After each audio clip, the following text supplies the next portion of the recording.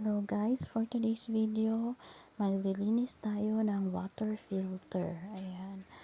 Ito pong gamit namin is Brita brand. Ayan. From UK po siya. Tapos, ito po yung pinaka-convenient. Ito rin po yung gamit ng mga amo ko sa Hong Kong noon. Ayan. Kasi ito, pwede mo siyang linisan every 3 to 6 months. Diba? Tapos yung malalaking filter, hindi mo naman siya malilinisan in and out. Tapos yung filter nito, pwede mong palitan. Ayan. Kung nakikita mong medyo na yung quality ng water, pwede mo nang palitan yung filter. Ayan.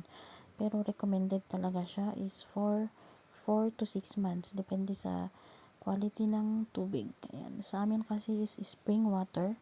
Kaya okay lang na 6 months bago nyo palitan itong filter na to.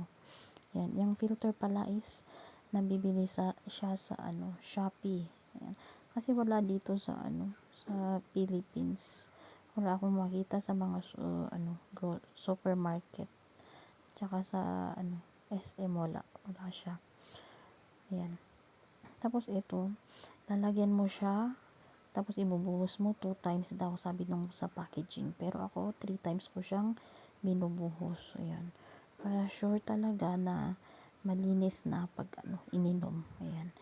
Ito po it's for iniinom siya. Ayan. Yan yung Shopee. Salamat sa freebies.